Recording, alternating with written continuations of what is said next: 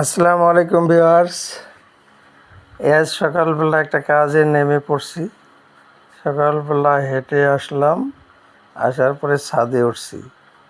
আমার ছোট্ট পরিসরে একটা ছাদ বাগান আছে।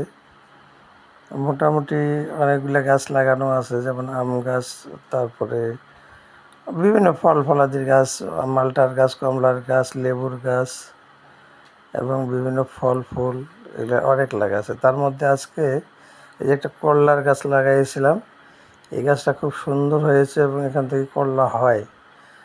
তো জাংলাটা মোটামুটি একটু বড় ছিল, তো আজকে এটাকে মেরামত করতেছি, কারণ এখান থেকে দেখছি যে করলার গাছের চেহারাটা খুব ভালোই হয়েছে।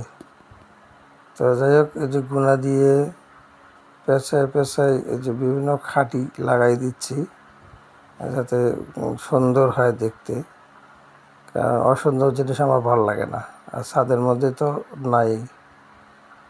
যাই হোক, তারপরও এই যে কলার গাছগুলো বেশ মোটামুটি অনেক দিন হয়ে গেল লাগাইছি, তো খুব সুন্দর হয়েছে। তো যাই হোক, আজকে এই বাড়িতে থাকা ছোটোখাটো পুরোনো জিনিসগুলো দিয়ে জানলাটা তৈরি করতেছি। তো দেওয়ালে কয়েকটা প্যারাক গাড়ি নিলাম, প্যারাকের সাথে গুনাটা পেঁচাই নিয়ে আসি। এখানে এই গুনার উপরেই আমি এই বাঁশের চটাগুলো দিয়ে দেব। এই যে বাঁশের চটা, এগুলা এক সময় খাটের নিচে ছিল, সেখান থেকে বের করে নিয়ে আসি, এই যে লাগাই দিচ্ছি এসব জানলাতে।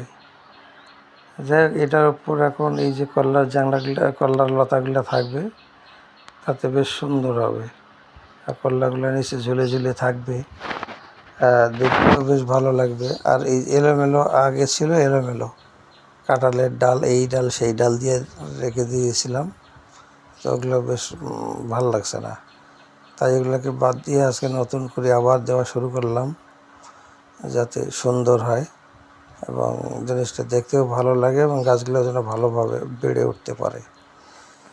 এভাবেই পরিচর্যা করতে হবে বাগানে, না করলে হবে না। একটা মানুষ একটা বাচ্চাকে যেমন কষ্ট করে লালন পালন করে, এই গাছগুলোকেও লালন পালন করা খুব কষ্টের ব্যাপার, এগুলো সবাই পারে না। যাই হোক, আমি চেষ্টা করছি, আমিও তেমন একটা পারি না, তারপরে আমার মতো করে আমি চেষ্টা করি। এই যে দেখেন, একটু একটু ফাঁক ফাঁক করে দিয়ে আমি এই যে চড়াগুলো দিচ্ছি, এর মাঝে মাঝে আবার ছোটো ছোটো চড়া দেবো, যাতে গাছগুলো পড়ে না যায়। এইভাবেই জানলা দিতে হবে, তাহলে দেখবেন যে আপনারা যদি করেন এইভাবে, তো দেখবেন যে আপনাদের জানলাটাও খুব সুন্দর হবে।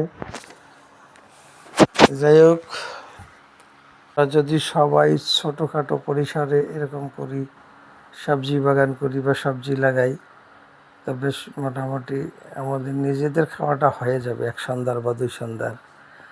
প্রতিদিন না হলেও একদম ফ্রেশ খাবারটা অন্তত সপ্তাহে একদিন বা 2 দিন খেতে পারবো আমরা।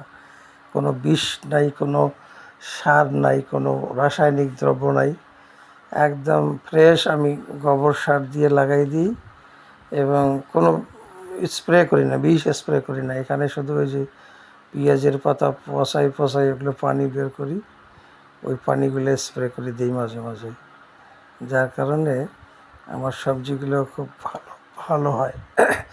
যেমন আম গাছের পোকা হয়, আমি ওই রকম সার মাটি দিই না, আমি ওই কোনো বিষও স্প্রে করি না, জাস্ট নর্মাল এই যে এরকম পানি টানিগুলো দিয়ে দিই, নিম পাতার পানি, এইভাবে স্প্রে করি আর কি। যাই হোক, এইভাবে গাছের যত্ন করলে গাছগুলো ভালো থাকবে, আর বিষ না দেওয়াটাই ভালো। বিষাক্ত খাবার আমার একদম বিরক্ত লাগে। আমি বাজারে কোনটা কিনবার কোনটা কিনবো না, আসলে অনেক সময় বাজারে গেলে মাথাটা ঘোরে।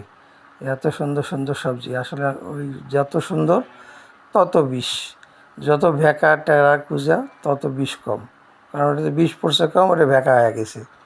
আর যেটাতে বিষ পড়ছে, স্প্রে পড়ছে, ওইটা একদম হল ফলা সবজি হয়। এই জন্য ওগুলো কিনিই না আমি।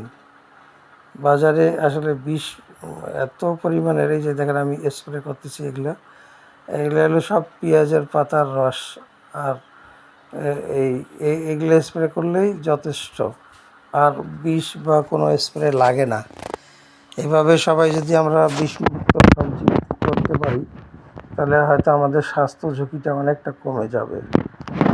আর আসলে প্রত্যেকটা মানুষ যারা কৃষক আবাদ করে তাদেরও উচিত যে বিষমুক্ত সবজি চাষাবাদ করা। যদিও সম্ভব না, তারপরেও চেষ্টা করতে হবে যে বীজ দেওয়ার অন্তত 15 দিন পর সবজিটাকে বাজারজাত করা, বা 1 মাস পর। আমরা এমন খারাপ মানুষ যে সবজি বাজারজাত করি যে বীজ দিয়ে তারপরের দিনে আবার সবজি নিয়ে আসি বাজারে বেচতে, এরকম দেখা গেছে। তো এরকম যেন আমরা না করি, মানুষের যেন ক্ষতি আমরা না করি। আমরা এমন স্প্রে করব না যা মানুষের জন্য ক্ষতি হয়, মানব দেহের জন্য ক্ষতি হয়। নর্মাল আমরা বিষমুক্ত স্প্রে যেগুলো আছে সেগুলো করতে পারি। এই যে আমি করতেছি, দেখেন আমি সব জায়গায় দিই এই পানিগুলো, তাতে পোকামাকড় পিঁপড়া টিপড়া কোনো কিছুই থাকে না, সব কিছু চলে যায়। এই যে আমার ছাদে দেখেন ড্রাগন